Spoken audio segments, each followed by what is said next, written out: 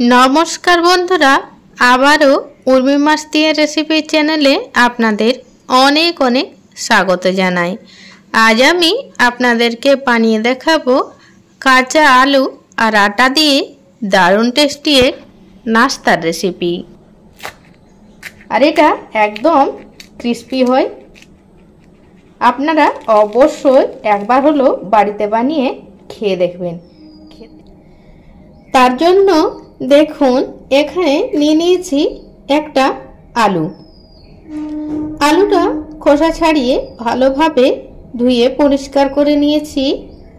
नियेछि एकटा पेंयाज, परिमाण मतो आदा, तीनटे काँचा लंका।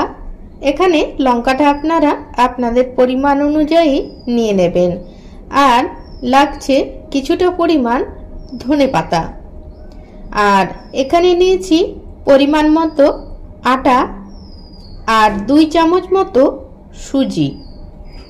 और एर साथे रयेछे आरो अन्यान्य उपकरण, सेगुलो आमी देওয়ার समय एक एक करे आपनादेरके बोले देब। और এই যে দেখুন এখানে আমি আলুটাকে বেশ এরকম ছোট ছোট করে কেটে নিয়েছি। আদাও কুচিয়ে নিয়েছি, পেঁয়াজও কুচিয়ে নিয়েছি, ধনেপাতাও কুচিয়ে নিয়েছি আর কাঁচা লঙ্কাটা ভেঙে নিয়েছি। এরপর এই সমস্ত উপকরণ একসঙ্গে পেস্ট করে নেব। আর এখানে কিন্তু জলের ব্যবহার করব না, জল ছাড়াই পেস্ট করে নেব।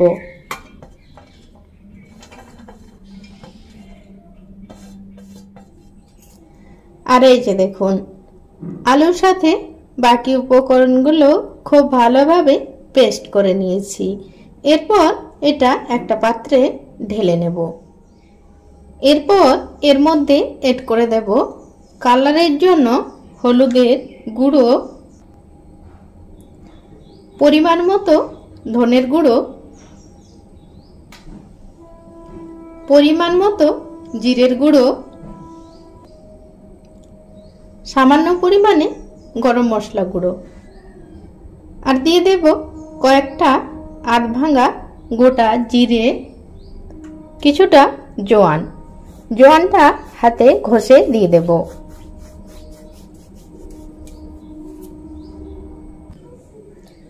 জোয়ানটা কিন্তু অবশ্যই দেওয়ার চেষ্টা করবেন, এতে নাস্তার টেস্ট যেমন বেড়ে যাবে, গ্যাস অম্বলের সমস্যাও হবে না।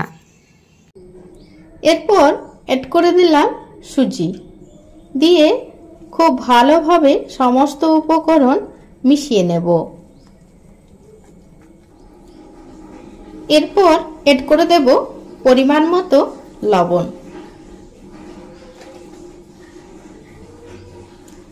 দিয়ে অল্প অল্প আটা নিয়ে একটা ডো রেডি করে নেব।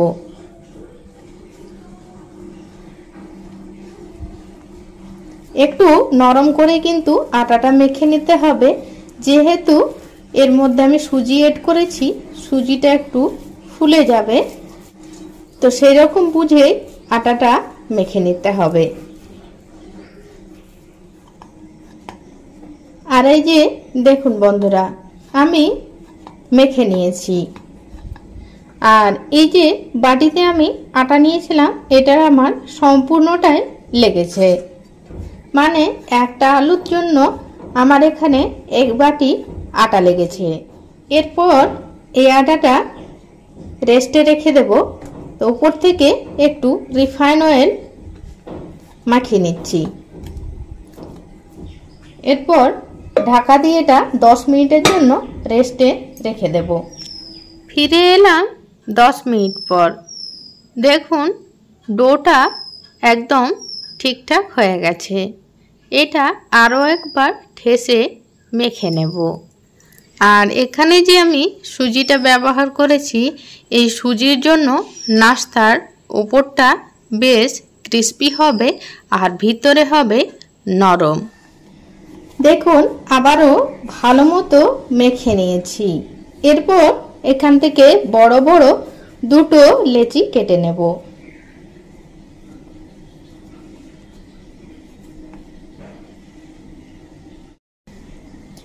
এরপর বেলে নেব তার জন্য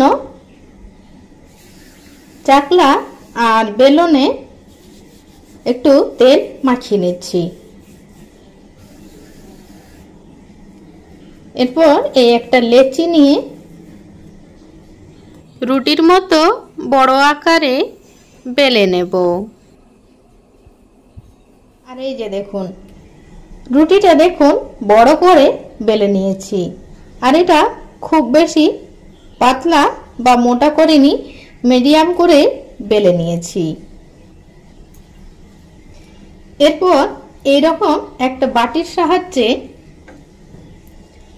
গোল গোল করে কেটে নেব। আপনারা কুকি কাটারের সাহায্যেও কেটে নিতে পারেন। আর এই যে বাকি অংশটা এটা তুলে নেব আর ওই একইভাবে নাস্তাগুলো বানিয়ে নেব। আর এই যে দেখুন, একটা লেচি থেকে আমি এই গোটা নাস্তা বানিয়ে নিয়েছি। আর বাকি যে আর একটা লেচি আছে সেটা আমি ঢাকা দিয়ে রেখে দিয়েছি, কারণ একসঙ্গে অনেকগুলো বানিয়ে নিলে ওপরটা শুকনো হয়ে যাবে। এরপর নাস্তাগুলো ভেজে নেব। তার জন্য কড়াইতে দিয়ে দিয়েছি তেল, আর এই তেলটা হাই হিটে খুব ভালোভাবে গরম করে নেব। তেলটা খুব ভালো মতো হাই হিটে গরম করে নিয়েছি। এরপর ফ্লেমটা একদম লোতে করে দেব। আর যে নাস্তাগুলো বানিয়ে রেখেছিলাম সেগুলো দিয়ে দেব।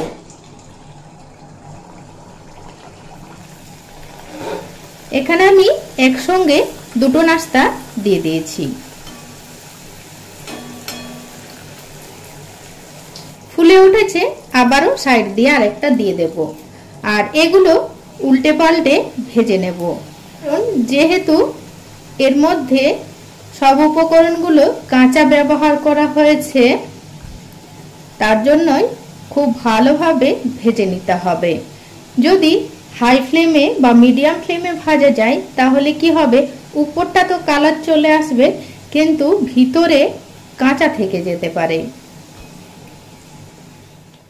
আর এই যে দেখুন, সব কটা নাস্তায় খুব ভালোভাবে ভেজে নেওয়া হয়ে গেছে। এরপর ফ্লেমটা হাইতে করে দিয়ে এগুলোকে তুলে নেব। আর বাকি নাস্তাগুলো ওই একইভাবেই ভেজে নেব।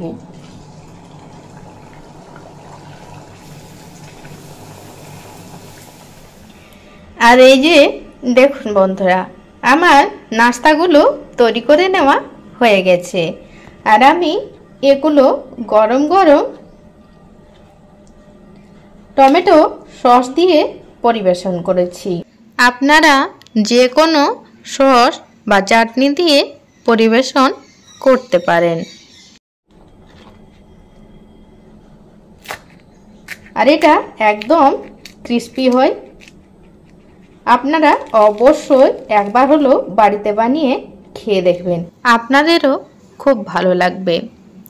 তো বন্ধুরা, আমার আজকের রেসিপি আপনাদের কেমন লাগলো অবশ্যই কমেন্ট করে জানাবেন, আর ভালো লাগলে লাইক শেয়ার করে দেবেন। তো আজকে এই পর্যন্তই রাখলাম বন্ধুরা। আপনারা সবাই খুব ভালো থাকবেন, সুস্থ থাকবেন।